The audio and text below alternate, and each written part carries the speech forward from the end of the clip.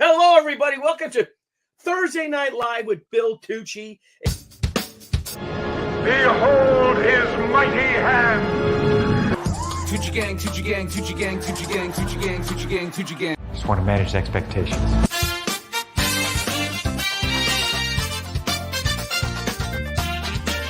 Moo! Bah!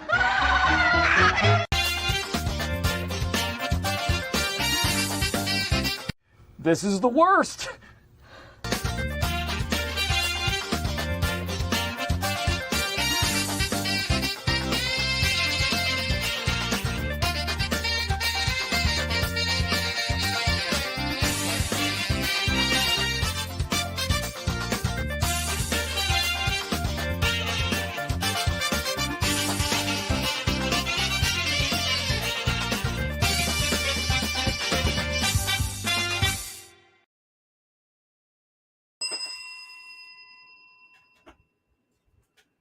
What's up, heroes and heroines? What's happened? Teen sensation Billy Tucci here. Welcome to Thursday Night Live. I got some great friends here today. Thank you for joining us. We're going to have fun tonight. We're going to talk about public domain heroes and how you can use them. So we're going to have a couple of campaigns that actually all involve characters that have been created 100 years ago or more or a little bit less and are now all in the public domain. I am planning on using them for the next She comic. So without further ado, let's bring in some of our friends. I'm going to go from the right to the left. And first of all, my good buddy, the man I missed this past weekend at the Tampa Comic-Con. Love him and Whitney. Deb and I had a great time with them in Florida a few months ago. We came down for vacation. They came and visited us. I got shit-faced on scotch. Didn't offer him any of my scotch because it's just too important for me to me. So, ladies and gentlemen, Mr. Patrick Thomas Parnell. What's up, brother? Hey, how's it going, Billy? How are you doing? I'm doing well. Are you a little beat from the show? Did it exhaust you? Yeah, I've had a rough couple of weeks here, and I'm trying to catch up. All right. Well, we're gonna have fun tonight. We'll go about an hour. We're gonna talk about. I know that you had experienced it with the Zorro book, and we're gonna have a good time tonight. If you want to throw it in the private chat, the link, we can just go through it. I know it's closed now, right? Though you closed it out? Yeah, it's closed right now, but I can still bring it up, I believe. Yeah, bring it up because you're one of the really interesting people I want to talk about because of just how iconic Zorro is and any pitfalls and pratfalls. Well, pitfalls. Well, not just that. Like the powers that be came after me too. Oh shit! See, that's a story we got to tell. Speaking of pratfalls, how about this comedic genius? He's a multi-millionaire, Hollywood big shot. One of my best friends from the first day of school of 7th grade, the She trilogy writer, Stephen Peros. Where are you, Stephen? Billy, how are you, sir? Cheers. I'm doing good. Salud. Hang on. We should do it. Right. One more time. Ready? Cheers. Clink. There you go. Nice.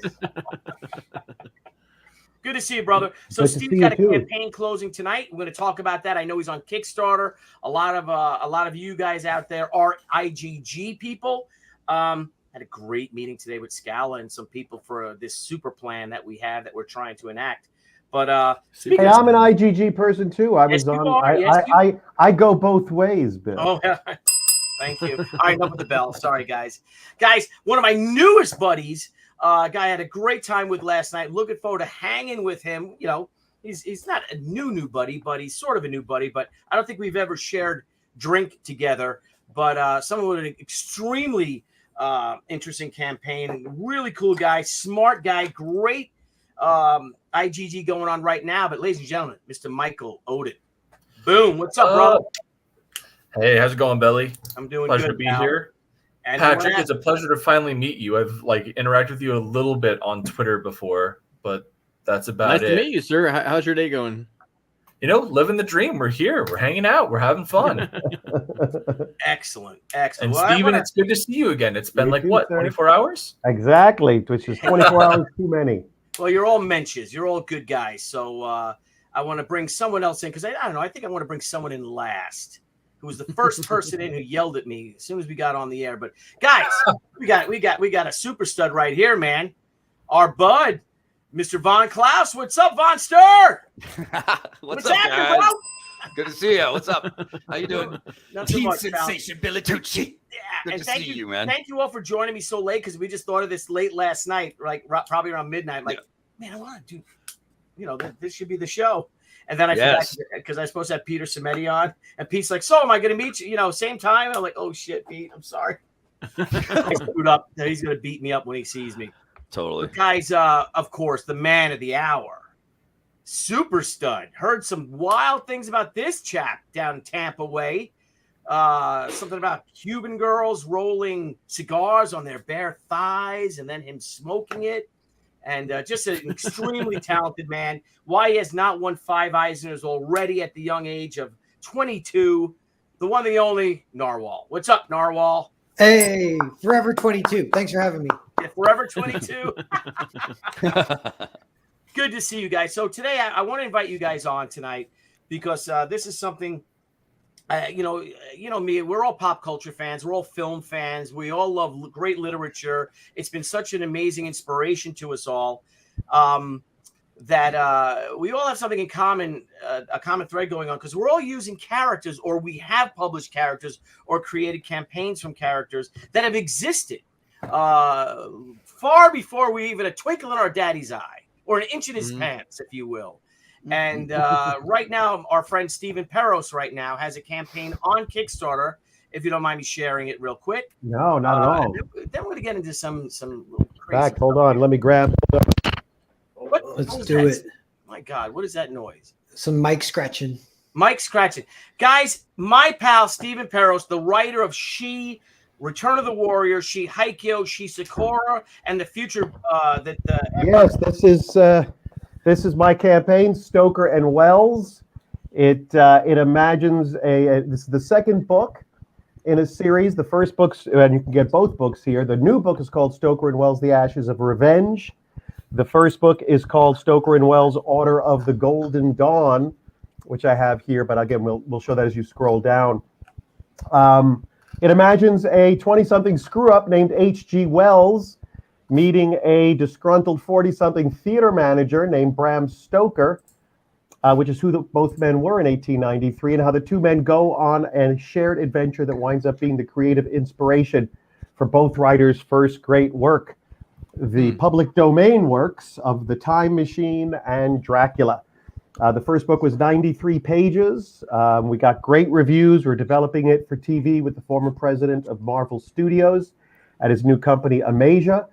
And now we are launching the second book, which picks up where the first one left off. But you will not be confused because we have a 3-page recap at the top of the second book, or you can get both books in this campaign as either PDFs or signed originals. So this is the book, 60 pages. It's coming along awesome. These covers are by Barry Orkin.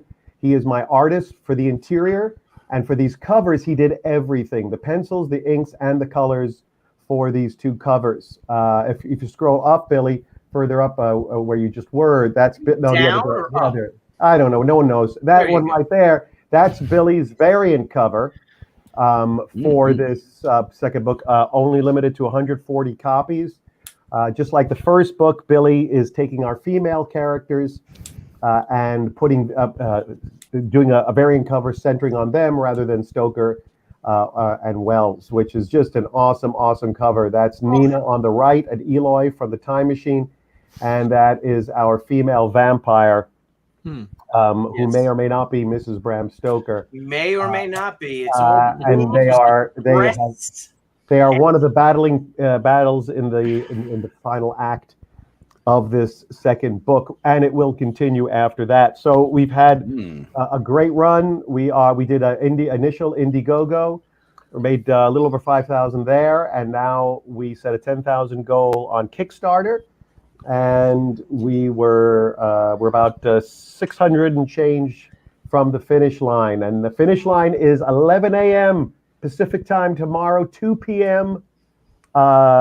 Eastern time, and I want you to give me the camera for a second, Billy, because what we are offering to the people who are listening tonight, you just saw what Billy's variant cover for this new book is. This is his variant cover for the first book. A beautiful, cool. beautiful cover. It was an original design, an unused original design for our heroine Nina. We wound up giving her this design for the actual book. So Billy, these sold amazingly during our first campaign when we did book one.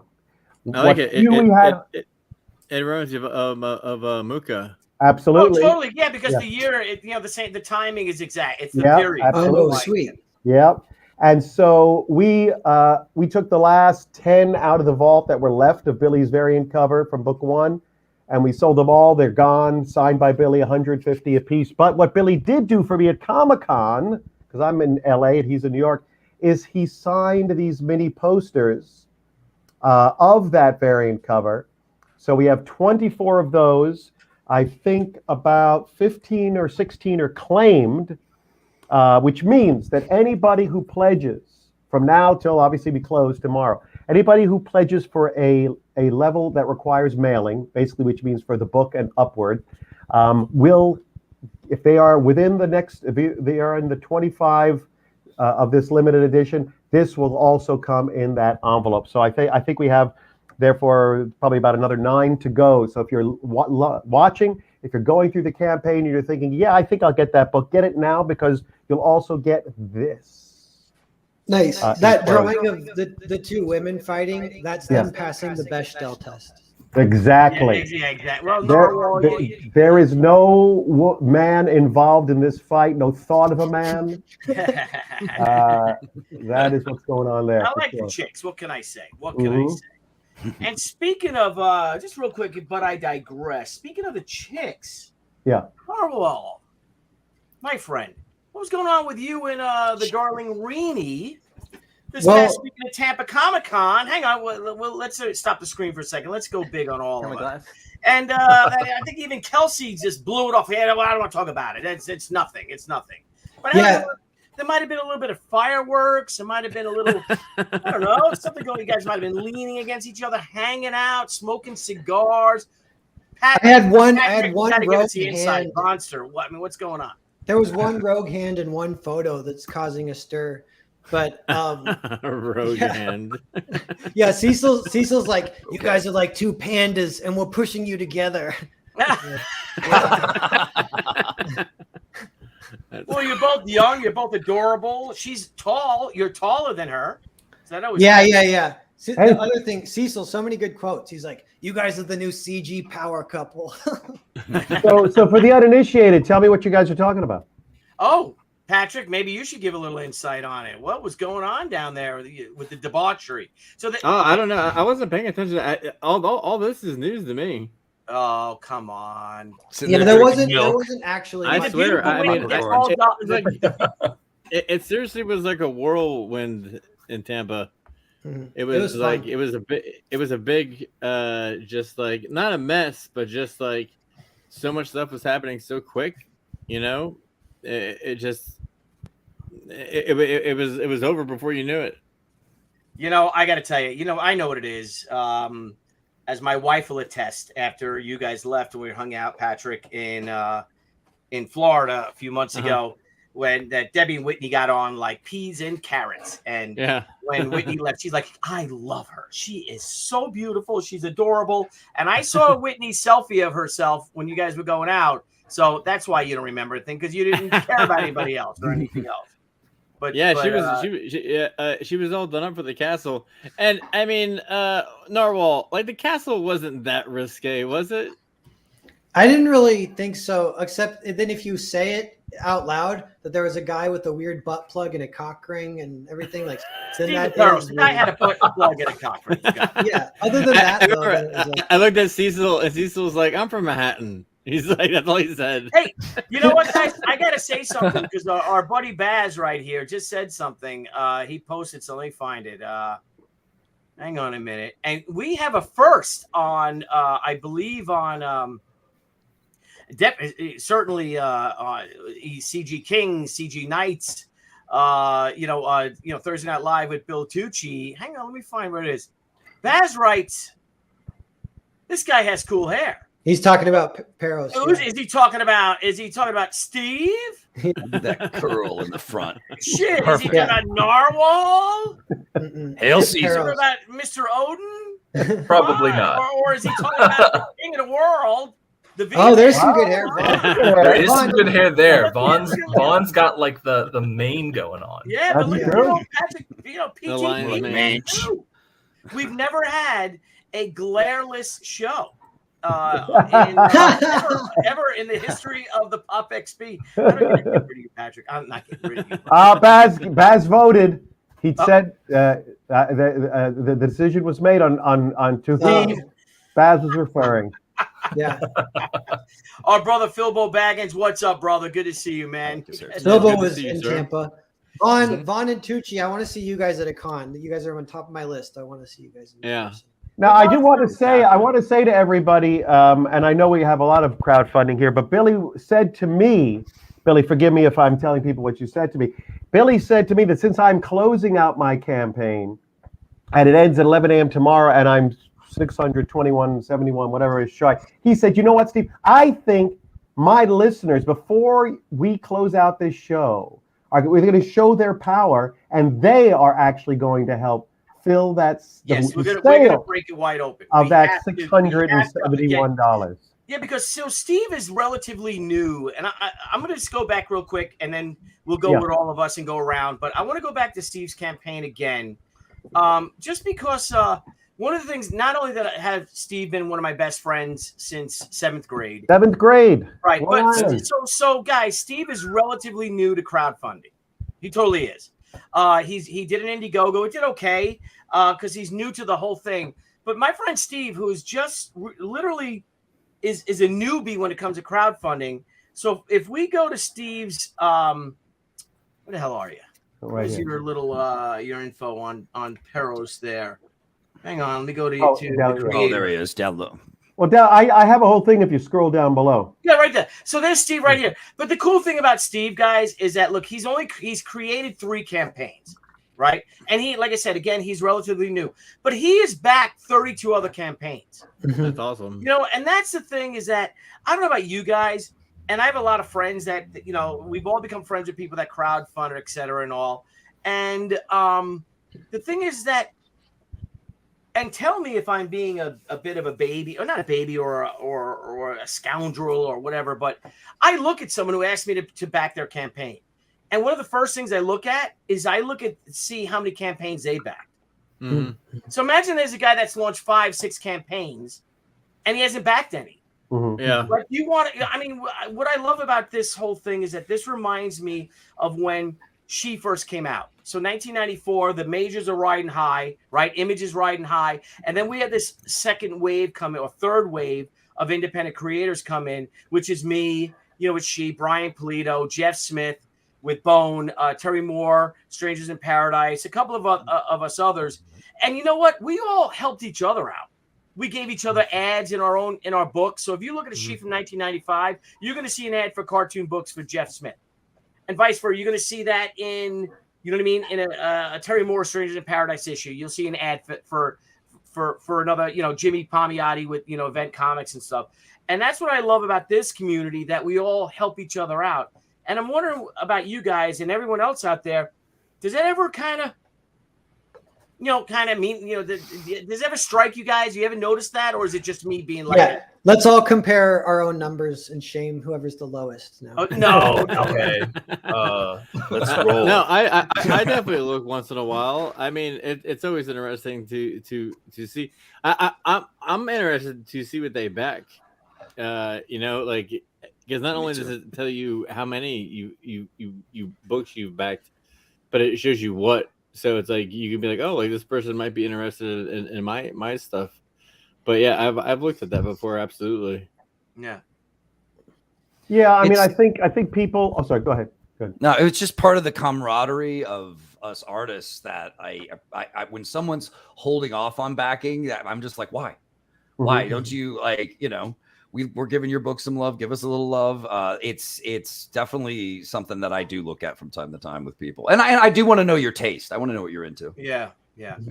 Well, the thing is, if you're in any kind of industry like we're all in, and particularly even outside of comics and film and TV, there's a certain thing that, well, I got bombarded by so many Kickstarters and Indiegogos. If I pledge them all, I'd be broke. So some people take a philosophy of I'll pledge none, and that's all well and good.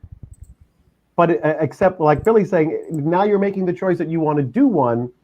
Why shouldn't everyone take the same stance you take, which is, nope, sorry, I don't want to do this because I'm getting so many. We all get so many. Yep. And if we expect people to step up for ours, we should, we don't have to step up for every single one. But but it's just kind of an interesting. It's something that struck me. But of course, as the great Scott Pickering said, I'm here for the public domain character. Oh, I'm ready to talk about that. Oh yeah, and then our great buddy over here, Patrick Thomas. Just Kevin, what's up, Kev? Good to see you, buddy. I want to hear the Zorro story. And some guy said, and I don't want to hear any more Tampa Comic-Con stories. So right. Yes, so people are sick of it. No. I see. The thing is, I do. I really do. Hang on, I'm gonna pull up Patrick's. Let's start talking about public domain. But but I'm gonna let me do that and post that. And I'm gonna share this right now. So let's go to the great Patrick Thomas Parnell. And let's share. Let me present it, bro. Give me a second. Riot Press. Mm-hmm. Buddy. So, again, a lot of people, like I said, Zorro's a big fish, And Patrick, here we are, brother. Talk to, again, people want to hear the Zorro story. That, how did you... Again, and you're getting sued, or not getting sued, but just kind of getting threatened a little bit. Yeah. Obviously Zorro is an open domain character, but there is a company that owns a logo, a trademark Zorro that you see around. You see in certain movies and certain type of T-shirts or mugs, but. The idea of Zorro, the name of Zorro is not owned by anyone. It's public domain, has been for quite some time. So what I did was I basically just created a brand new Zorro from the ground up. I'm a big fan of Alex Toth. I'm also a big fan of Erwin Hazen, Erwin Hazen is an instructor that I had at the Cooper School who actually taught a 14-year-old Toth how to draw. Wow. They like both them, drew Zorro. Being a fan of Toth, being taught by Erwin, I wanted to draw Zorro. You know what I'm saying? That was something that was on my bucket list. And at the time, it's like I remember I pitched this story to Dynamite, and I sent it over there when they were still doing some Zorro stuff. And it went ignored, and I didn't really find out until later. It was basically because it was public. It got to a point where it was public domain. So I kind of put it in a back burner for a little while. And as I was wrapping up the Johnny Phantasm story, I wanted to kind of incorporate the world of Johnny Phantasm into Zorro in some way. So basically, like, my story is about a stuntman living in Hollywood in 1955. Zorro always took place in Los Angeles, so I wanted to kind of keep that similar. But the guy who is Zorro in this story, has no relation to like the original Zorro, like for the most part, as far as the reader knows. We don't even touch it. But what's happening is this stuntman discovers that these kids are going missing from movie sets, and no one really is noticing or caring.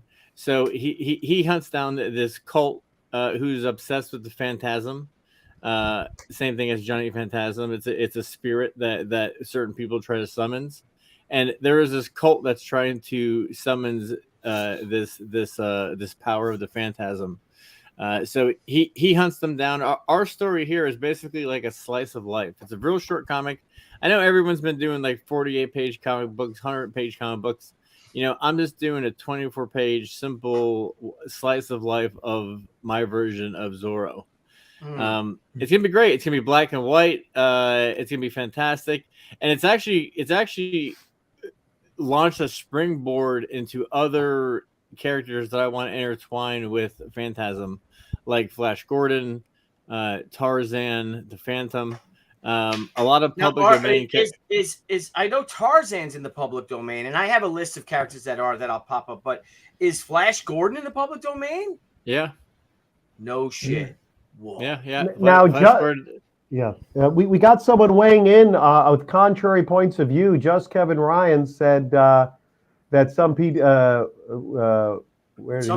characters? Yeah, what was he saying up earlier? Anyway, he was suggesting alternate. Where did it go? I'm sorry. Where that is true. Well, it's true. Like for instance, like Captain Marvel, like Billy Batson is technically public domain, but you can't use like Captain Marvel or Shazam in the title of your book. You can have that. You could technically have that character show up, but you wouldn't be able to call him like you wouldn't be able to title the book on the cover. Yeah, because I've already looked into like Shazam. Captain Marvel is another one of those ones that I have my eyes set on, and I was gonna do a Shazam Captain Marvel book and just call it like Thunder or some shit like that, you know. And I actually think you can't have Billy Batson in it. I think that's one of the things that I think that's a DC thing. I'm not positive on that. Because he was created by Fawcett. It's still Billy. I'm fairly certain that like all of like you wouldn't be able to do like the Marvel fan like Freddy and all of them. I think, but last I had checked, I'm fairly certain Billy Batson, the Wizard, and like those principal characters are I think in the public domain. There's actually a website that's just a massive list. Yeah, I've looked at that website so much. I think that might be this one right here. I love that website. So just real quick about the Zorro people coming after me because we didn't get to touch on that. I approached them first, and they own quote unquote own the rights for Zorro, Tarzan, even a couple other things, and I investigated like what actually do they own, and basically it came down to just a trademarked logo because I really picked their brain to the point where they told me to go away. And then I figured it out. I was like, okay, so you guys don't actually own anything. Okay, I get it. But then it was interesting because towards the end of the Fund My Comic campaign, they actually wrote Luke Stone and Fund My Comic a cease and desist. And then their lawyers looked at it and they were like, no, this is bullshit because they can do this because you don't own Zorro. And then that was the last we heard of them. Yeah. Was it Zorro Productions that reached out to you? Is that what it was? I don't recall. It probably, that sounds about right. Yeah, they're like that. Last night we were talking about it a little bit, and I was like, Zorro is tricky because it's technically public domain, but there's a company that acts as like a protector of the character, and they'll go after anybody and everybody, like, and threaten litigation. Yeah, and who the fuck are they? Nothing but nothing. Jesus. Seriously, who the fuck are they? Yeah, if they carve like a Z into your car, you know who did it. You know what That's I'm saying? right. Yeah. Well, originally, like that's what I was just gonna do. I was just gonna call the book Z, and just kind of keep it like airy, and that ambiguous. way they couldn't touch me. But then after I talked to them and I picked their brain a little bit, I was like, oh shit! I was like, these guys actually don't own anything. I was just like, interesting. I was like, well, thanks for your time, Nice logo. Bye. That means I didn't like the logo at like the beginning of it anyway. Now I know Sean Garner Murphy, he liked the logo and he forked over the cash to he's a sucker. Yeah, he's a sucker. That's funny. I think he wanted a little bit of their press behind it too. I think that's kind of why he did it. But I mean, like for me, like doing a Zorro book, like I don't think I'm gonna retire off of it. It's just one of those bucket list things that I have to do. You know, there's the books, the projects that we do that, you know, pays the bills and puts the food on the table. But Zorro is one of those things that I've been obsessed with for a long time, and it was like I needed to do it. You know, it was just in my system. Yeah. So I just wonder if you can call it, you know, PTP's Zorro. Well, yeah, I mean, yeah, I call it the trademark. I could call it. Well, if anything, I would probably call it Riot Press Productions Zorro. Yeah. Or something like that. You know, at the end of the day, it probably will say something along the lines of that, just to kind of cover my ass just a little bit. But I'm not scared. You know. Yeah. Yeah, I mean, these things are complicated, particularly if they had a long life. I did a little research based on sitting here, based on one of the comments. Apparently, Flash Gordon is not as a character in the public domain, but those serials as pieces of film are in the public domain. Therefore, you could use clips from it and so forth. And same thing with Sherlock Holmes' estate has been very, very complicated. And now there's certain stories that are, certain stories that aren't. So you get a lot of that with if you're not fully with something that was, you know, way back 1800s or earlier. When you get into the early part, people carved up rights, trademark versus logo. Apparently, according to one of our watchers, the SCOTUS came down with some decision about that trademark does not apparently does not protect the copyright. SCOTUS said trademarks, meaning names, cannot extend an expired copyright. Right. So again, it certainly gets complicated, and nothing. Again, I was married to a lawyer. I can tell you this: nothing can stop someone from trying to sue you or send a nasty letter. That doesn't mean they are right. And sometimes you look at they cease and desist. We own all rights, and then you go, yeah, well, you actually don't. So you just got to push back if you know the truth. But people will try. They'll just because they hope they're going to scare you, and you'll go, oh, I don't want to deal with these people. I guess I'll step away. But and there have been people who've had rights to things they never had the rights to for decades because everyone was scared of them. You know, right? I think it's interesting what Warren Beatty's doing with Dick Tracy. Yeah. How it's like, as long as he makes like some type of short film every couple of years, he's able to keep the rights to it. So he makes like these joke films. Yeah. Well, speaking of you talking about snippets of film and all, and I know Narwhal, we're done with this campaign, but I just adored this book. I think it's incredible. And I know you have a new campaign, and we will share that too. But if I can share this, Narwhal did an extraordinary adaptation of Nosferatu. Mm-hmm. And where's the video, Narwhal? Just privated it.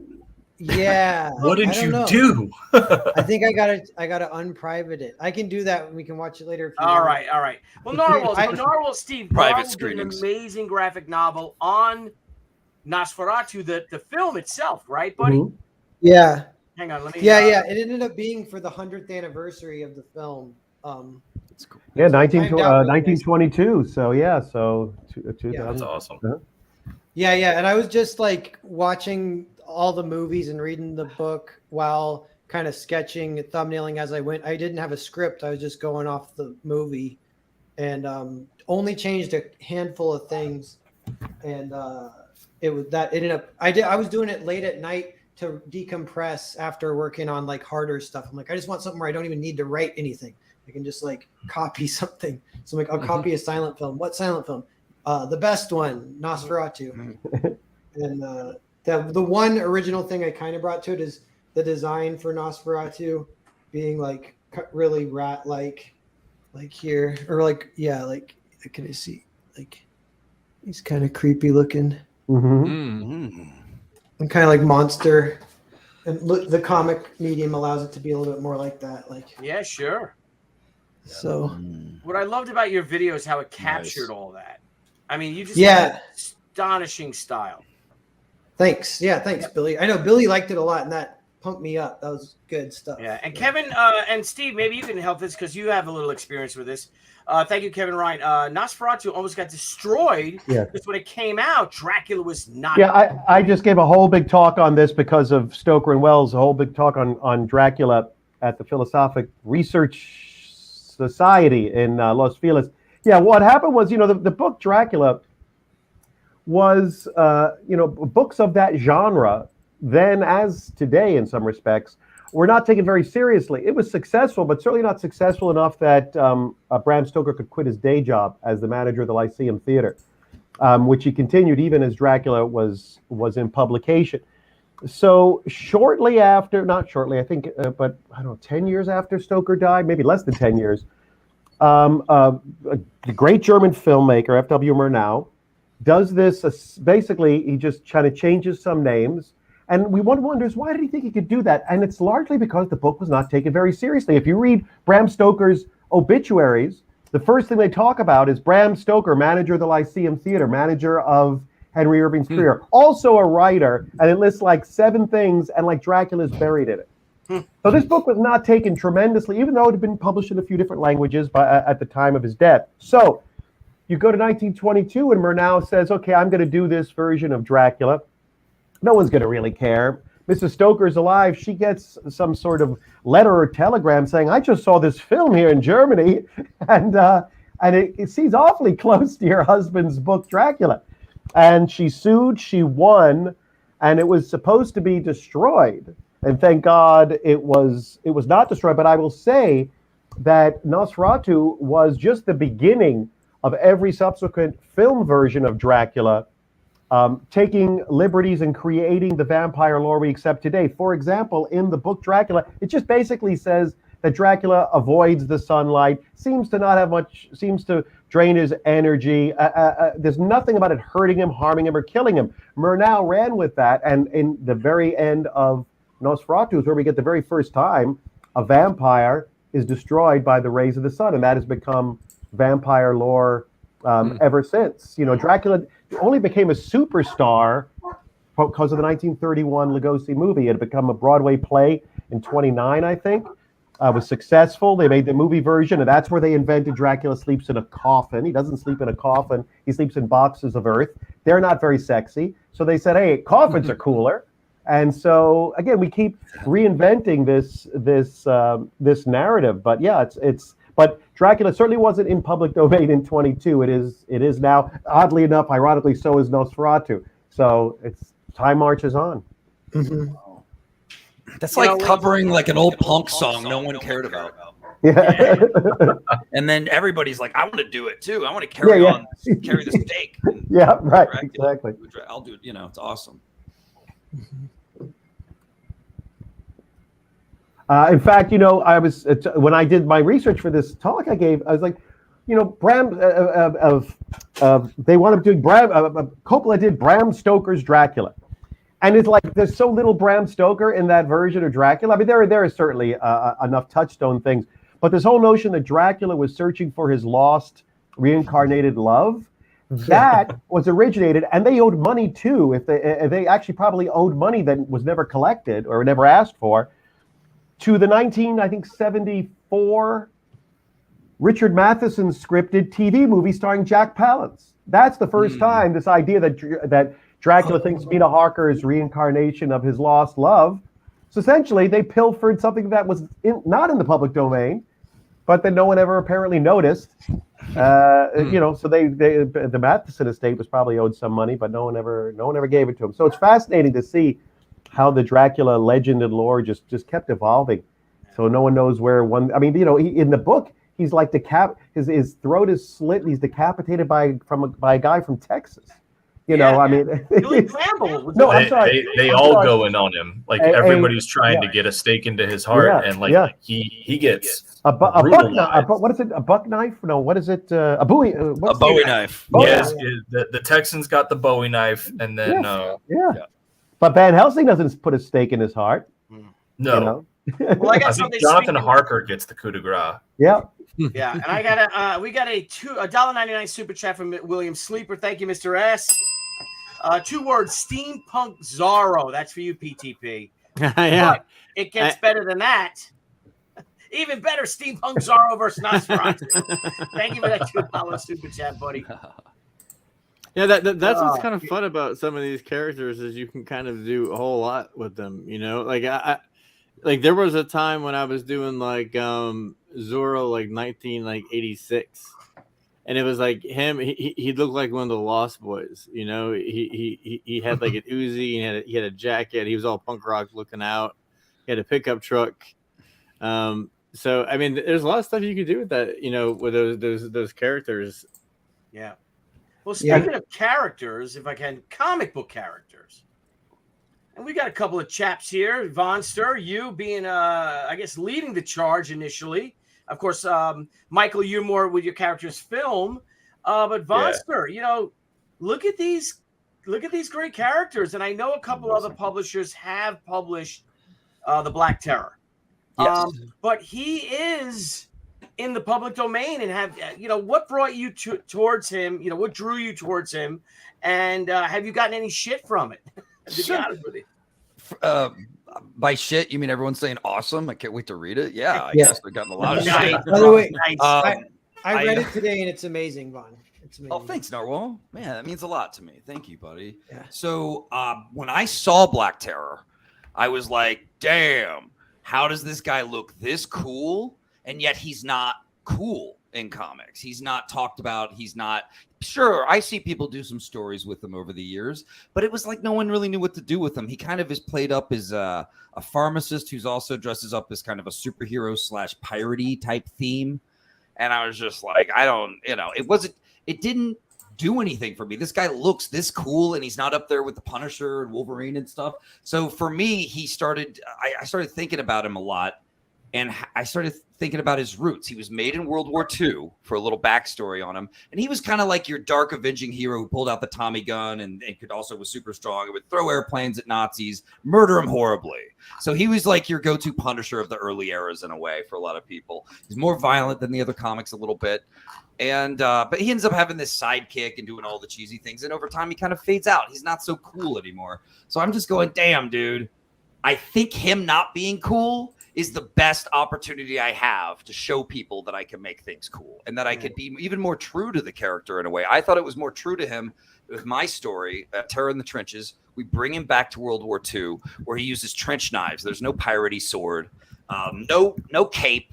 He's got a trench coat on that kind of, you know, kind of reminds us and takes us back to the cape. It kind of never leaves, you know. But it's black leather and it's gritty. It's dark, avenging badassery, you know. So that's how I started to see him, as like this untapped, like World War II trench warrior badass who also takes this terror gas, which made him really strong and durable in the book. Well, I added that it gives him kind of a fear element to him. He breathes out. It's a fear toxin. He gets close to you. You see him as what you fear most. He gets the name the Black Terror from the Nazis. Look at this art, bro. Holy Monica shit, McCagney of Italy, just the best. You're just shy of $90,000. Booyah, brother. And we got some backers since I looked last. That's amazing. Thank you guys so much. And to be able to make this much with this character that nobody really like thought much of really makes me happy. I think he's such a cool character. He's so untapped, and this book series hopefully makes him, you know, someone people remember, they talk about, they want to see other stories with. Yeah. Right, Oden.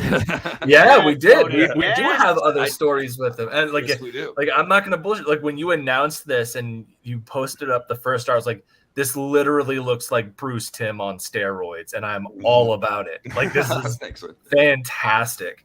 And you know, I like not too long after that, we had started production on Judex, and Neff was asking, like, all right, do we want to do any like crossover stuff? And I was like, yes, Vaughn.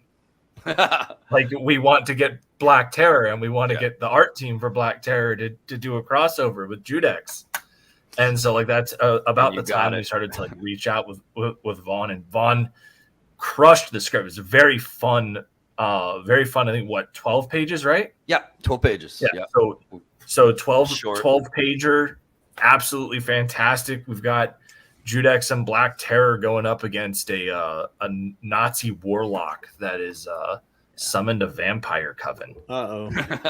In Paris. Good times in Paris. Yeah. Just another night in Paris, guys. Thanks for hiring me. It's going to be a good time. Hey Vaughn, what year did the Black Terror come out, and who is this character too? This is another familiar character, isn't it? This is me. Okay, so Black Terror, I believe, came out in 1944. He's very World War II, man of his era. This is one of the villains I invented, Detonetta. Oh, okay. So I knew when I made this, kind of part of what it would make it cool is a good rogues gallery, you know? So this is just one of many that I brought in for that. Jeez, so that was part of the fun too. Holy shit, dude. The Terror Dome. Welcome. What was cool was figuring out how to stay true to the Golden Age character, but kind of revamping him in a way that I felt was even more true and made him just more interesting, more layered, you know? It felt like no one knew what to do with him. In fact, I admit it, I got a little incensed. I got a little angry when I read a book, one of the more recent Black Terror books, and it was like they were mocking him a bit and kind of turning him into like kind of a joke. I was like, what? Was that like Dynamite? Yeah. I think one cool thing is you destroyed Dynamite. This is a good example of indie being like literally 10 times better than supposed mainstream or whatever. So. Indeed. Dude, what's up with this? What's the hell's going on here? This guy gasses himself up to rejuice and get his powers back after these evil super Nazis from his past detonate his neighborhood and level the place. He's back in the Terror Dome. This is him regassing back up to kind of, go out there and cause some terror, get some revenge. Then we got Lady Satan. Lady Satan. And this is a public domain character, correct? Correct. Yeah, I brought in something about her. I really liked her, and I kept seeing her as this gun witch style character I wanted to do forever, and she just was perfect with it. She was also invented around the same time Black Terror was. She also killed the Nazis just like Black Terror. In her story, her husband is firebombed by the Nazis, and she is just a vengeful badass who uses knives and guns and kills them. But they changed her later, kind of without explanation, into a mystic. Well, I combined them, and now she's the mystic gone ballistic. She's got an arsenal that floats around her, blasts everyone down. She's really acrobatic. She's another fun version of Vengeance that I'm kind of playing with in the story. So she was perfect for it. Yeah, I like her. What a beast of a campaign, dude. Look at that. Look at that. Look at this panel. Oh, my God, dude. That's beautiful. Monica just was perfect for it. After we did Monster MD, we were riding high and we were like, should we do Monster MD? It'd be fun. It'd be easy, And we were like, and I told her, I have this idea. Like, let's make Black Terror cooler than cool. Like, I know we can do it if we team up. She saw eye to eye with me, and we made these character designs that you're seeing right now. We put them out. People went nuts. We were like, all right, cooking with gas. Yeah, I'd say so. Holy crap. That sniper girl with the cross eyes, she steals the show. She's so cool that I kind of was accidentally rooting for her, and I was like, shoot, she's a bad guy. I gotta stop. Shoot, yeah, I'm glad you liked her, man. I had a lot of fun with her. What a great character. I remember even my editor said, what a character, after he read the draft and worked on it. I knew those character designs were going to help sell this. I wasn't just banking on Black Terror. I knew, you know what I mean? I knew he wasn't as cool, but I think our team achieved it. We made him so badass. The story, people seem to be digging the story. So I'm proud of it. I'm really happy with it. What's cooler than the original Punisher in World War II fighting Nazis? Mm-hmm. Mm-hmm. And I take it to the 30 years later to the 70s when it's New York at like its worst, where policemen were having to hand out those pamphlets like "Welcome to Fear City," which is so great because that happened in real history in 1975. But it's just so perfect for my book. This book's about fear. This is about the worst thing that could happen to Black Terror, and Black Terror being afraid of himself and his own mistakes. So it's badass. He goes up against these villains from his past who use this saw back blade, which is a real thing from World War II, that if Nazis had that, our soldiers would just kill him. We wouldn't even keep him a prisoner, because a saw back blade meant they like to maim and tear people up. It was something that was made illegal after World War I. Yeah. Because even with your bayonet, so when I was in the service, the first thing you want to do is you want to sharpen your bayonet, and you can't sharpen a bayonet. If that breaks it, then if you do that, they'll execute you. If you're captured and you have a sharpened bayonet, they'll execute you. Yeah. So the because you're breaking the laws of the Geneva Conventions. Exactly. The sawback was one of those big things that freaked everyone out. So I went to a flea market nearby and I held one in my hand, and it was freaky. You know what I mean? I was like, damn, this is perfect for the villains. This is what they're all about. And Terror uses trench knives in this, and the villain's having a trench knife that's kind of corrupted and has an evil saw on it. It's just kind of perfect. He's worried about becoming corrupted himself by being such a dark avenger, Well, great luck nest to you, doesn't brother. help you. I don't even have to wish you luck. You're just kicking ass Thanks, with buddy. it. I mean, it really is a privilege watching you guys with all these great campaigns you got going on here. One of which is closing tonight, and it is on Kickstarter, guys. So I want to please, thank Randy Howell, who's a listener, who's been watching the show, gave a generous pledge to the campaign. excellent. So thank you so much, Randy. Very cool. Very, Yeah, very appreciated. Yep, and we're gonna get to we're gonna move on to we had two more campaigns because I have yet Narwhal. I apologize for not covering Earthbound, but let's cover another campaign because I find this really interesting. You know, we've covered literary characters, we've covered pulp characters, we've covered film characters.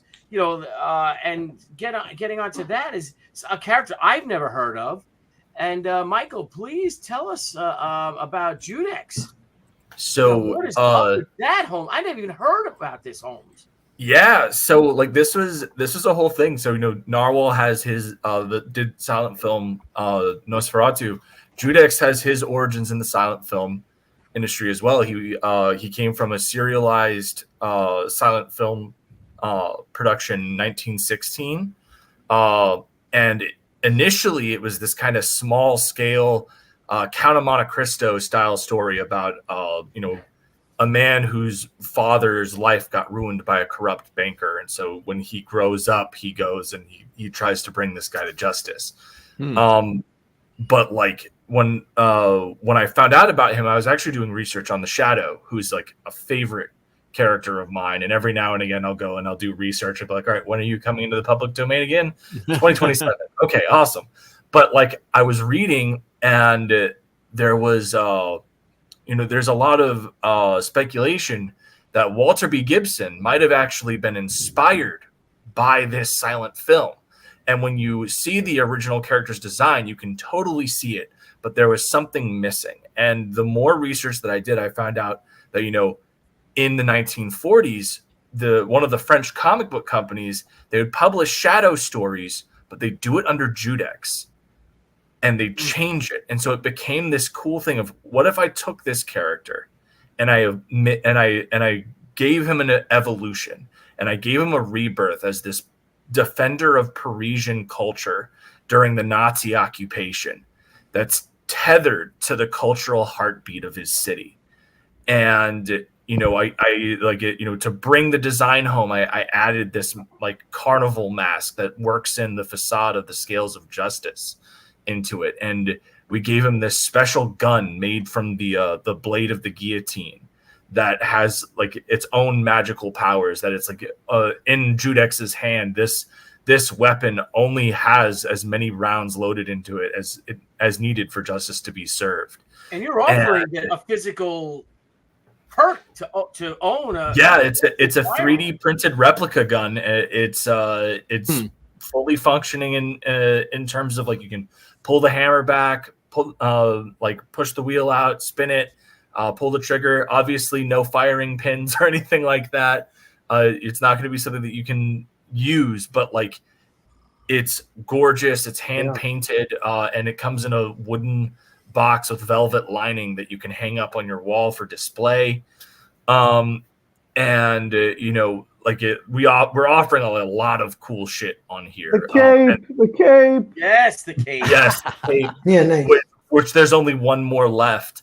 But like when it came down to for this was I really wanted to make sure that I was able to bring this to next level. So that's why I went and I teamed up with like Aaron Neff and Kim, Frequency Girl from Global Frequency Studios, who had done Mavericks, and they'd done such a stellar job. And Neff has become a very good friend of mine over the past year and has become a creative sounding board. And so we came together, and I gave them my initial script and told them my pitch, and they were blown away. And so we got to work. I ended up finding this artist, Fabrizio Ugolini, who has this beautiful black and white style that feels like an old black and white film.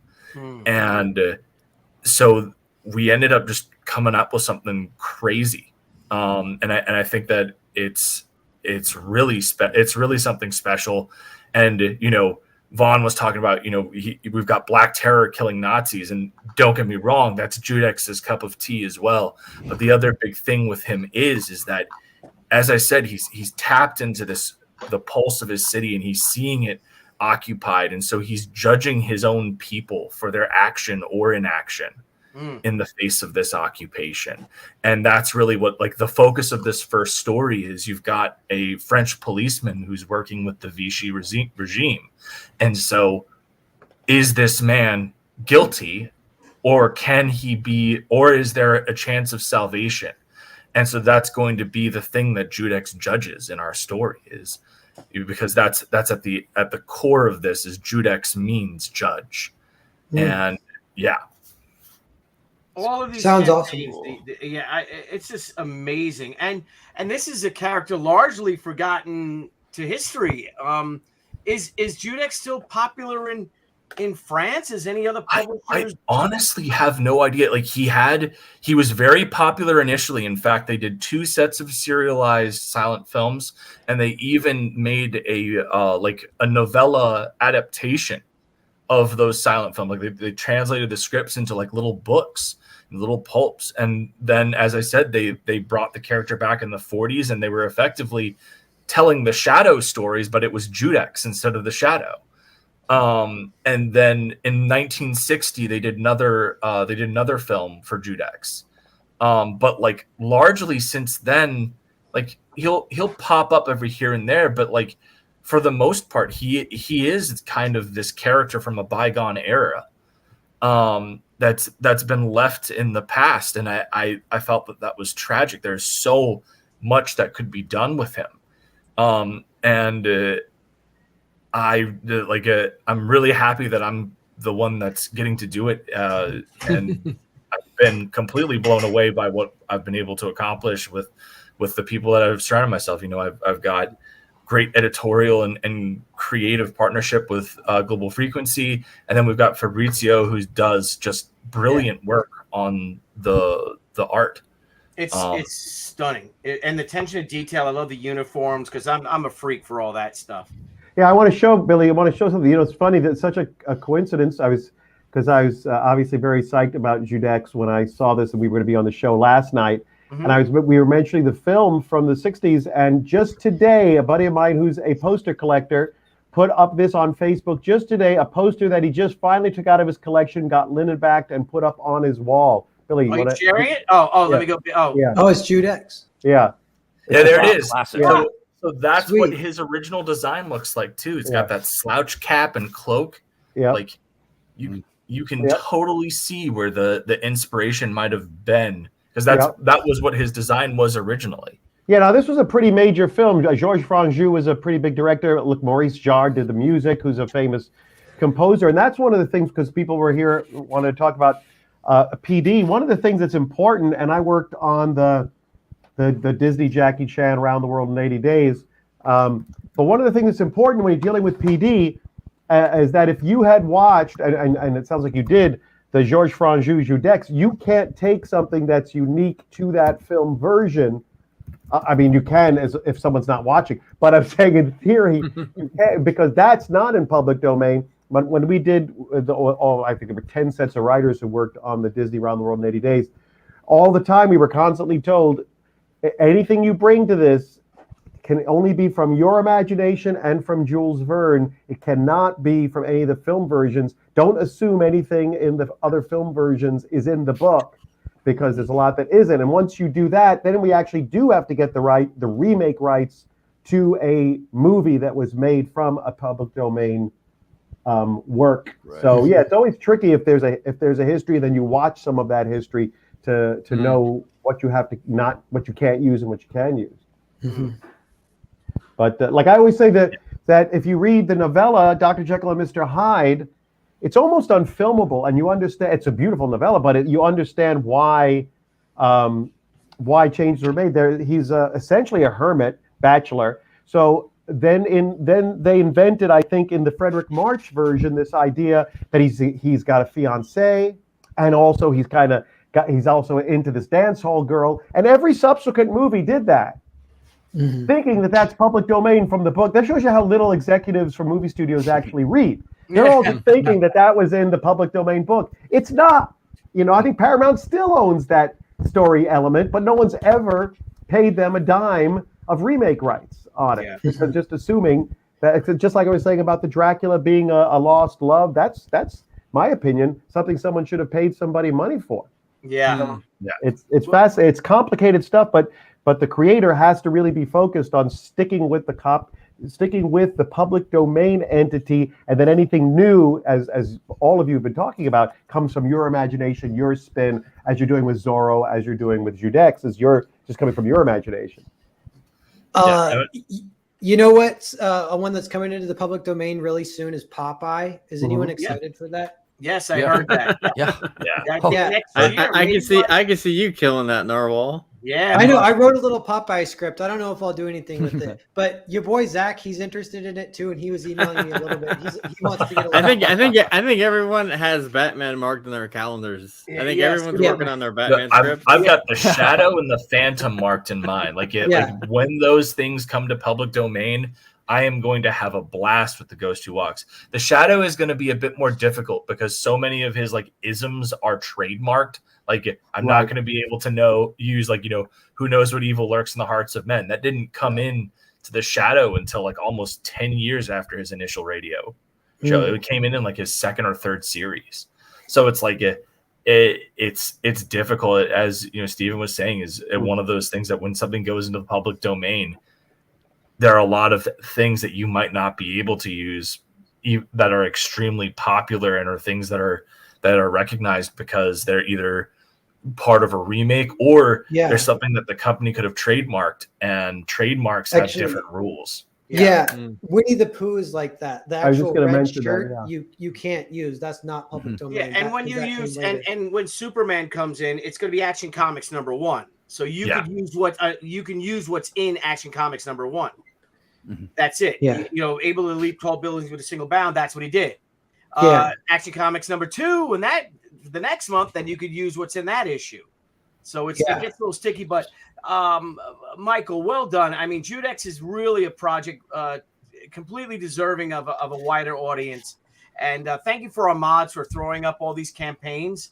And if you guys could please check it out. He's a great creator. It's an extraordinary book. And well done, brother. It's something that, like I said, like Steven said, like I said, it's something that I would like to read too. And we had I saw something here to go with an excellent segue. I have a super chat. We will read that. A couple of super chats, but someone had posted Narwhal is love. I did see that. That was Chimera. Someone asked if there's any more Naked Samurai. I have a long feature script for that I will eventually do, but I need to art it. Excellent. Let's find, where is that real quick? Narwhal is love. Come on, so we could go right into our next segue, for goodness sakes. Here he is. Guys, someone type it again. Everyone type it. Thank you. Narwhal is love. Now, Billy, you have a super chat that brings us to your public domain. Yep, I am going to go to that, but let's go real quick. We will hit that. We're going to end with that. We're already going over an hour, but we got to give Narwhal because Narwhal is love. We've got to give Narwhal some love, and that's what I'm leading towards. Earthbound, brother. Yeah, thanks. Yeah, we can be quick. This has been live for 2 weeks. It was on Fund My Comic, and that wrapped this morning at 16,000, which is good in 2 weeks. Like, I'm very happy with that. And then today, and it was funny. Last night we're closing it down, and we were pulling nails to get the last little 100 or last few backers to get it up. And then today I put our Indiegogo. It immediately went up 1,000. So I'm like, cool. There's like definitely cross pollination of it's advantageous to go across multiple platforms. Well, two things. Let's show this video, but before we do, and same thing with you, Patrick, and Steve. I hope you're looking into Fund My Comic. I think that's another thing and it can go for a while. But why did the both of you launch your campaigns? Have your campaigns on Fund My Comic and then end them instead of keeping them ongoing. Patrick. For me, Patrick, you go. Well, for me, it's just I'm getting ready to launch a second chance campaign for my Last of the Seekers, my robot story, and I don't necessarily like having too many campaigns open at one time, because when it comes time for promoting, it's like I don't want to promote Zorro and then promote Seekers and then promote Johnny Phantasm. gets a little nuts. So I ended it because I wanted to focus on Last of the Seekers, the Second Chance campaign. I have some toy conventions coming up, so I wanted to focus solely on that. But when I'm done with Zorro, you'll see a Second Chance for that, and then that'll be back up. But yeah, I kind of like just clearing off the desk, just so it doesn't get too cluttered, because I mean, I've been in a situation where I've had, two campaigns going on at the same time, and I've accidentally done the pitch for one for the other, Yeah. And I just don't like having too many things open up at like one time, I hear you. Narwhal, same with you, something similar with you, or? Yeah, just the clarity, just even for my own sake, but for backers, that it's like the Fund My Comic exclusive launch, and everyone gets the Soy Zorro business card, which is just a weird little thing that's kind of fun. And the Indiegogo is identical, but it just switches over. And I get some data too. It's like it was interesting to see what Fund My Comic can do to go first. A lot of people use it second. They do the second chance in Fund My Comic. Yeah, I was interested in Fund My Comic. I mean, I like Luke. Luke's a good guy, and I wanted to see how the system worked. So it was kind of like a little tryout, Yeah. And I definitely appreciated him because, when the Zorro people came after him, like he was on it. You know what I'm saying?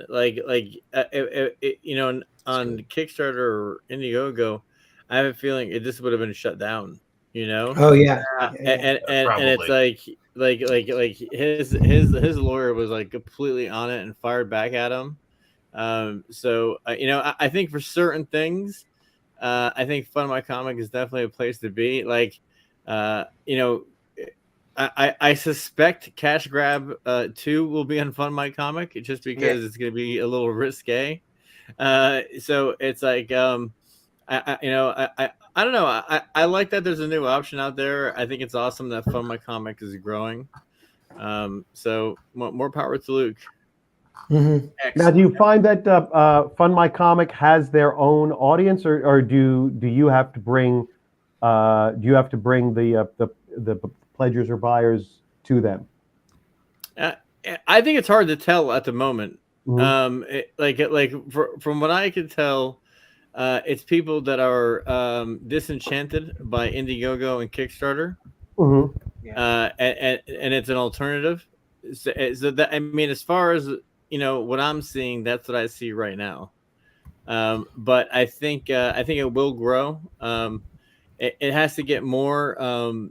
Again, like less second chance books and more books right out the gates going there. I think that'll help them. Narwhal could not Narwhal. I'm sorry, but Cash Grab 2 could be that one that opens the floodgates. Is it all? Is it all or nothing, or is it like Indiegogo where you get what you raise? You can do both. Okay. What did you gentlemen both do? I did. Well, I mean, I set my goal real low, just because I was confident that we'd make it. So it was all or nothing. Mm-hmm. Yeah, me too. Yeah, kind of like how I do with Indiegogo. And I know Fund My Comic, one thing that it does better than Indiegogo, I can't really speak to Kickstarter, but Indiegogo shadow bans so much that you actually don't even have a marketplace. You can't go shopping. Yeah, that's what's happened to Judex. We Yeah. are shadow banned. Yeah. So Fund My Comic actually does have a nice browsing experience in the marketplace. If you want to just go to it and scroll, it's actually really nice. When was Judex?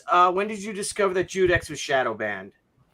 We launched on Bastille Day. By Monday, we were fully shadow banned. When we launched, they wouldn't even put us in their just launched algorithm or anything. They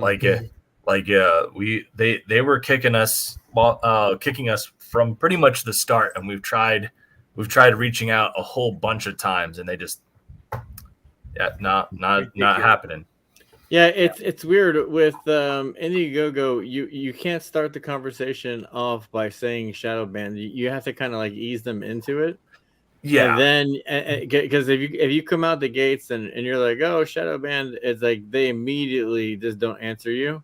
But if you can get them talking first and then get them in a conversation, then then bring it up. You know. Yeah. But, Yeah, well, you know, that's I'm fairly certain that that's what, you know. So Neff and Kim were the ones that built the campaign and everything. So they like when we found out about it, they're the ones that were doing the reaching out, and that they're on point with that stuff.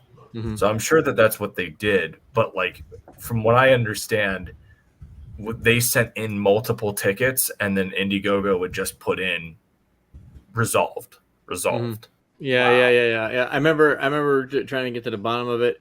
Yeah, you know, it's like the whole shadow ban thing. It's kind of a mystery. I mean, I think we all kind of know what's going on. It's kind of like death by 1,000 cuts. Like they don't want to just kick us off because then they'll Create a they'll martyr. get a. Yeah. Well, yeah, I mean that, but also it's like we'll retaliate and we'll be able to monetize it. So it's like their strategy is just radio silence. All right. Well, let's watch Narwhal's video. Let's do How it. long Yeah, is let's your do it. video, buddy? 2 minutes. Oh, perfect. Okay, good. Yeah, it's got some of the animation you like, Billy. Thank you.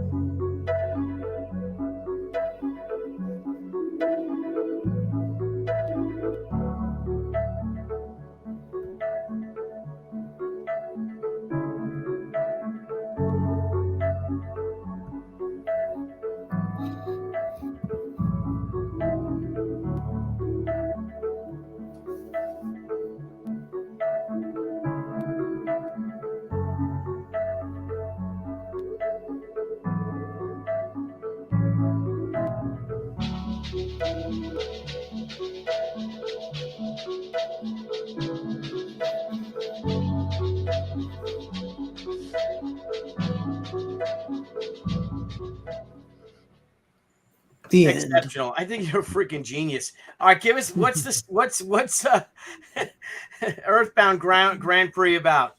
Yeah, so Earthbound 1 and 2, it's all about the Grand Prix, but you never see the Grand Prix. They're recruiting warriors for the Grand Prix. It's all the behind the scenes stuff. And this one is the actual Grand Prix, which is this intergalactic fighting tournament. It's very like it's not televised. It's like very secret. Like once you go in, like nobody even knows what goes on in there, but everyone wants to get in there somehow. And it's like loosely based on like I heard a story about like in the Olympics in like the Middle East or something where everyone, all these elite athletes are all staying in the same hotel. So they end up giving all the athletes a ton of condoms because they know they're all just running around banging each other. And I was like, that's what would happen. So I kind of, there's a little bit of element of that. And they, yeah, just like fucking and fighting and shit. I don't know. That's what I should say at the top of the book, fucking and fighting. And shit. Yeah. Tequila. You're either fucking or fighting. Yeah. Damn right. I'm a huge fan. I haven't backed this yet, and I apologize. But Oh, it's okay. Thank you, Billy. Yeah. Find the 8-ball. A nice You comeback. were an early believer. I'm super stoked that you encouraged me so early on. That's awesome. Well, like I said, we're all fans of yours, even those that are in love with Rini, Yeah. begrudgingly. I mean, just great stuff. And you've got now. You're going to keep this in a sort of in-demand mode, or you're going to end this as well? Yeah, so this one actually it's done completely, so I can fulfill it really fast. It's a double issue. It's a little shorter than my usual release. I'm doing 6 double issue comics for this kind of story. This is just the first one, and I can fulfill it as soon as it's done. So this will be like a 2-week campaign, and then it'll start to fulfill. Well done, brother. We're all proud of you, man. Keep kicking ass. And again, the descriptions, the links. I'm going to put the links in the description. It was kind of a crazy day. But guys, at the again, Randy Howell, all our other mods. Thank you guys for sharing. And I do have some, some super chats. And we have this is kind of funny. William Sleeper again. He always got the good ones. Thank you. Gritty deconstructed steampunk Popeye. So William Sleeper wants some serious steampunk going on. He just wants steampunk something. Yeah. But Philip Owen, thank you for the $5 super chat, my friend. How much of an issue would it be to use Tart Mills's Miss Fury, even as a cameo? Though, because I have a character inspired by her. Steven, I guess that's who you were pertaining to when you said something that segues to me. Was that you're muted, Steven? For God's sake, you're muted. My goodness. You did this character, so yes, I did miss. Yeah, Miss Fury definitely is in the public domain, so you can even use Miss Fury.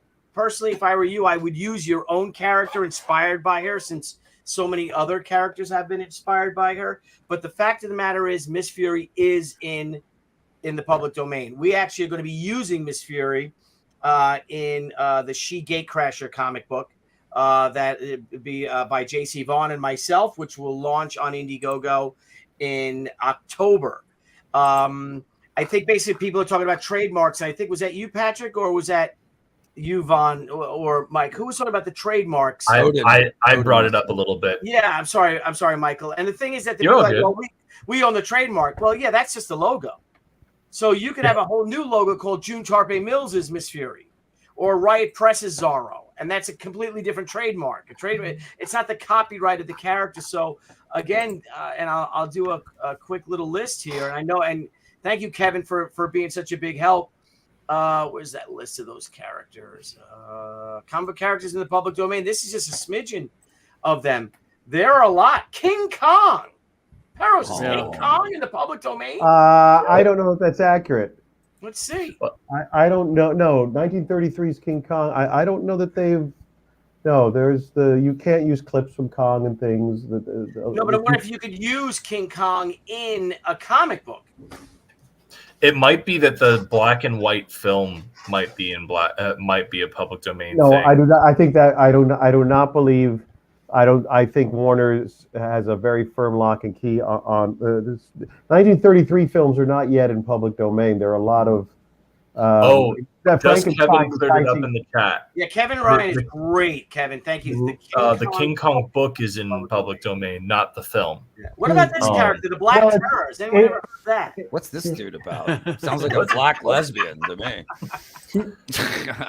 I got to tell you, you can have your King Kong. I'll take Judy of the Jungle. It's funny that there's a King Kong book. The King Kong book was because they decided it sounded better if it was based on a book, but it was always a creation for cinema, and they made sure that there was a book out prior to the release of the film.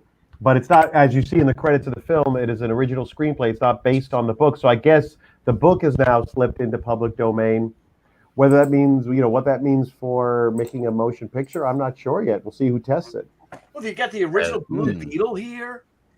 That was kind of interesting. Phantom listed there, but that's not accurate. He doesn't go into the public domain until 2032. He's Phantom. I have a calendar for certain characters. You really? The Phantom is up there because growing up, and they're still my guilty pleasure movies. But growing up, my dad showed me 1994, The Shadow with Alec Baldwin, and The Phantom with Billy Zane. I have to say, The Shadow with Alec Baldwin ages far better than Tim Burton's Batman. I think The Shadow is terrific. The bridge scene in the opening sequence of The Shadow is, in my opinion, the best superhero entry in any film ever made. It is so good, and it ages brilliantly. It has no right to, but it is so good. Are you trying to say, Michael, that when Jack Nicholson, when the Batman comes flying in on the Batwing, this ultimate, stealth fighter with machine guns and missiles, and he pulls out a Peacemaker pistol with a 3-foot barrel, shoots it, and the plane crashes, the Batwing crashes. You find that doesn't age well? Not especially. No. What about the Batman driving in this hyper jet powered Batmobile, indestructible machine with? Yeah, I'm fine with that because that at least looked really cool on the street level. You can tell that the Batwing is like a toy. They're just filming somebody like play with. Batman of that series, I think Batman Returns is clearly the better film than. I actually agree with that. Than Batman. I agree. It's the more demented film. It's a better told story. The first one, they were just like, "Wow, we're making a Batman movie," and obviously it worked for them. Far be it for me to suggest it didn't do spectacular business, but it just doesn't hold up when you watch it again. You're like, "Wow, this is what everybody was so crazy about." Just crazy. Yeah, I remember the part which kind of took me out. And again, I think we were all excited that there was a Batman film, and he also defended it, because it was just like one of our movies. But remember the scene, like I said, here's Bruce Wayne in the Batmobile, this indestructible jet-powered monster of a machine with twin machine guns on it, running away from a couple of fat dudes dressed in clown suits in 2 Dodge Darts. Remember that dude running away from them? It's like, what? But is the Phantom in the public domain? He's not. He comes in 2032.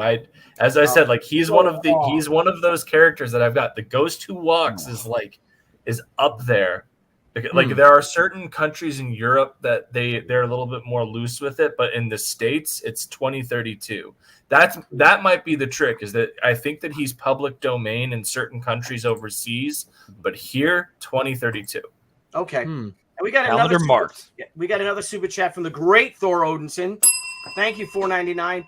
I saw the Shield and Captain Marvel were public domain. I'd love to do something with one or both of those, especially the Shield.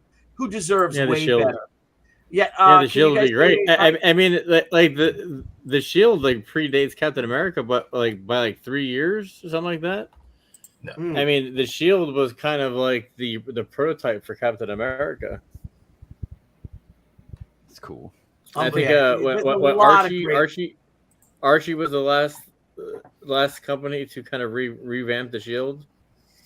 That's kind of something that we could have talked on more. We might have to go, but it is kind of cool how much Marvel took from Golden Age characters. They took Daredevil and made their own Daredevil, things like that, to create some of the classics we know today. Yeah, you're right. And we do have some time. I don't want to hold you guys up. I could talk about this over, drinks and cigars for hours. Yeah, me too. But Vonster, how did they get away with that? And what are the repercussions of it? Because I saw someone put out a comic with the original Daredevil. I think there actually was an Indiegogo or a Kickstarter recently. I don't know. I don't recall who it was. It was Kami Mark. Who? Oh, Kami Mark did. Okay, great. And not Daredevil. It was great. Oh, is that what it was? Not Daredevil.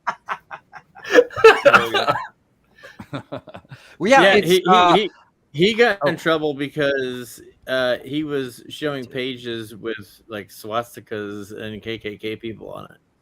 And that's what got his campaign shut down, because he was showing original pages from the books that had swastikas, and people flagged it because of that. Fascist. Yeah. In the nth degree. Well, let's go back to, guys, we have we're going to close that soon, but I want to go back to my pal Stephen Peros's Stoker and Wells, The Ashes of Revenge. We have 16 hours left. We're just about $500 away from him achieving his goal. And I know there's always a big rush. I get a big rush our last 4 hours. But if you guys could please check out the book, the link is in the description. And check it out. It's a great, great campaign. I'm a proud contributor to it. Like all our panelists here, I just love literary history. I love these iconic and timeless characters. I love what you guys are doing with these characters and how you breathe new life into them. Yeah, I mean, when I was doing it, I was thinking, who would be a great. Yeah, I mean, I just want to stop and look at this cover. This work that Barry is doing is absolutely stunning. I mean, Billy's vampire, two ladies fighting it out has been a really great hot central image for this book, But I just want to point out Barry's work as well here. Our re-envisioning of Dracula comes right from the book. That's one of the things that we did. I really made it a point to really dig into the book itself. 2 books, Dracula and the Time Machine. Really base this experience on what would these 2 men, what it could be a shared adventure. Not that they were going on an adventure and through this story is Dracula, through this story is Time Machine. They go through one adventure with one antagonist, one set of innocents who they're protecting and so forth. So that, I re-envision Renfield as a Morlock. I re-envision Nina as an Eloy. Mina Harker is actually inspired by Weena, the Eloy. So when I started reading the 2 books back to back, it's like, oh my God, these could so easily be, this could be a single story that these 2 men go on. And Barry just ran with it. If you want to scroll down to some of his art, he created the logo as well. I mean, this is a page from the first book. Oh, wow. This is a glorious page. One of the fascinating things is that both Stoker and Wells have a period from their childhood where they were bedridden as children. And for Stoker, it's kind of fascinating because there are 3 years sort of unaccounted for in his memory. And no one knew what was wrong with him. And of course, I just ran with that as to, why would a young boy not remember what happened at those ages, and it doesn't have something to do with a vampire who visited him every night. And so that becomes part of this story. So there's just, one of the things I say on the back cover is it's the absolutely true story of Bram Stoker and H.G. Wells, give or take 48 hours. And that was to me very inspiring because it's like I want these guys to be exactly who they were. I'm not going to change the story of who H.G. Wells and Bram Stoker were. But so this way, my fantasy is the only thing that's fantasy. So it's really a glimpse as into who these 2 guys were, and they're so different. They're 2 different generations, 20-something, 40-something. Wells runs headfirst into danger, whereas Stoker is a much more conservative character. Wells is much more socially liberal than Stoker. So there's a lot of friction between them, which brings a lot of comedy, a lot of drama. Because there's conflict between these 2 as they're going through these adventures. A couple of the reviews said it's like a great buddy comedy movie. Has a lot of elements of like a Lethal Weapon or something because these 2 guys are just opposites. 48 hours. Yeah, exactly. 48 hours. The original film. It's been a lot of fun. There's Barry's beautiful rendition of the Morlocks in there. It's just he's just done. I think we even have the time travel splash on this page. I love how they're warping. There's it's somewhere on here. Here we go. I see it. It's here. I think so. Keep going. There it is. Yeah. There it is. That's the time travel splash. Just going through 4 millennium. I mean, it goes from 1894 to 5894. So there's just some beautiful art in here. It was the writings. The writing is fun, which I guess I could say I wrote it, but it was my first book, and I've done 3 between the first book and this new one, and those 3 are the Billy Tucci Return of the Warrior trilogy. So for those of you who know me from She Return of the Warrior, She Haikyo, and She Sakura, which was a great place for me to continue my education, and Billy is a great mentor in that regard. If you like those books and you like the writing and you like the character work there, I definitely encourage you to check out Stoker and Wells. You can get just the second book. You can get the 2 books. You can get the PDFs. It's all there.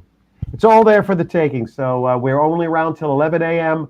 Pacific time, 2 p.m. tomorrow, East Coast time. So do not delay if you're interested. And obviously, you'll get that great signed postcard, the mini poster that Billy did of his first cover. We got a lot going on in the in the backer rewards. Absolutely, absolutely. And like I said, support all these campaign guys. Even if you can't support it, say you're a little low on funds, just the links are here. The links are mods. Just share it on your social media.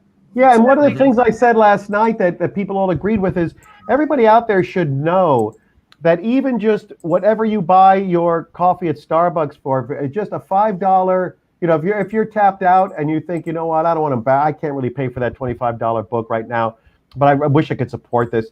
You can. A $5 pledge with no reward is a great help, because if enough people did a $5 pledge with no reward, some of these campaigns would get over finish lines. So, you can't insult us with an amount so low. It's only a kind gesture, because none of you owe us anything. Right. So I'm always grateful for any amount anyone is able to pledge. And these are all, Billy, you got some great creators on the show tonight. We always do. We vet them, actually. But if you guys, the way to end this show is I want to end the show on revenge. Again, thank you, Kevin Ryan. The first Marvel Comics #1, October 39, was not copyright renewed, which includes Namor, the Human Torch, Angel, and Kazar. But Kazar is from the pulp, so it's not public domain. So is Namor the public Human domain? Torch, Please. I would kill to write a Namor book. Are you kidding me? And the Human Torch, I love the original Human Torch. I love the story. Jim Hammond and Namor are great. Yes, and Hammond, I love the idea of him. I came up with that's a story for another day. Tell it. I want to do a book called Rejected, the greatest comic stories you thought you'd never read. And I was talking to a lot of my comic pals, including Darwin Cook, is that we would give these amazing pitches, and we'd be talking, drinking after a con, and you'd hear these pitches that were turned down by Marvel or DC, and you're like, what are they out of their fucking minds? So let's create our own characters and do it. But alas, it's a lot of work, but what are you going to do? But look into that, guys. And Kevin, thank you for all your tips, guys. We're going to end it. We've gone for over an hour and a half. I want to thank you all for your time. Again, everybody, we'll put the links in the description. I'll put them in the comment for all these campaigns. But and thank you for our mods for doing that as well. But guys, anything to say before we leave? Narwhal, brother. Just follow me on Twitter, YouTube, Narwhal Books on both. And Earthbound Grand Prix will be available for another 2 weeks. Thank you so much for having me, Billy. It's great. Of course, Al. It's always great. Like I said, I'm proud of you, brother. Looking forward to hearing about you and Rini makeout stories. Patrick, my friend.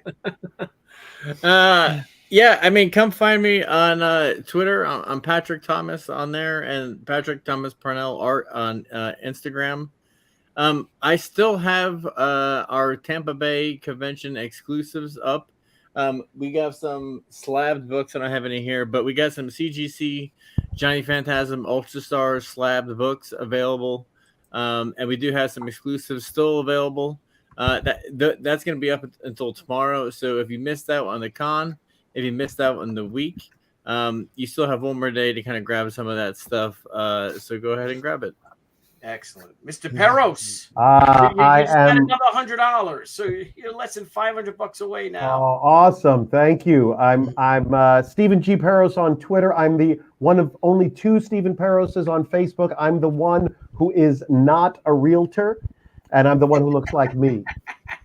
So please friend me there, and please take a look at Stoker and Wells. Give it a shot.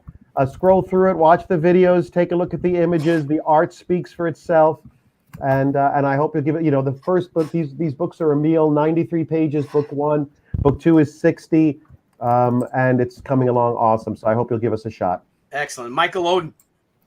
I am Michael Oden. You can find me on Twitter at @ElysianFields_0. 9 Realms Publishing on Facebook, and I think on YouTube as well.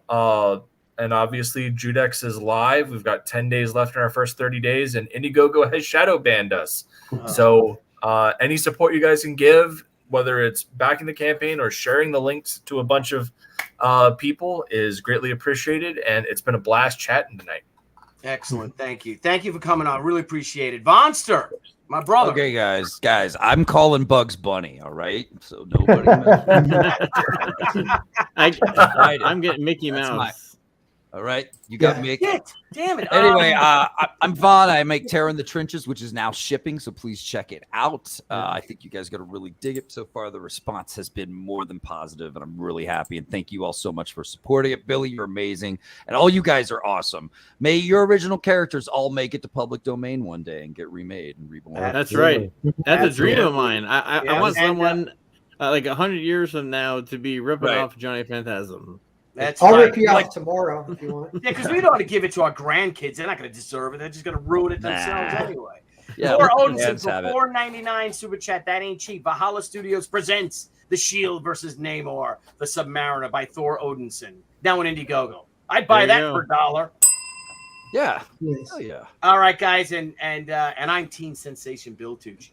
There's no two. There are no two teen sensations like Bill Tucci. There are not. Well, I want to thank everyone for joining us tonight. What a great show, guys! It was a lot of fun. Everyone out there who hung out with us tonight, we truly appreciate it. You guys are the best.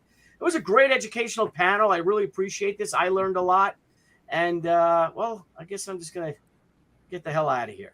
So we'll see you guys soon. Please back these campaigns. Check them out. At least check them out. You will not. I say you will. I promised a few people that if you get my book and don't like it, I will personally mop your kitchen and your bathroom floor, and you could take that to the bank. Hey everyone, thank you for joining us on Pop XP. If you haven't already, make sure to click that subscribe button and also click the bell for notifications when we go live and we upload some awesome new content. Also, don't forget to head on over to Twitter and follow us at the Pop XP and over on Instagram at the Pop XP. Thanks again, everyone, and we'll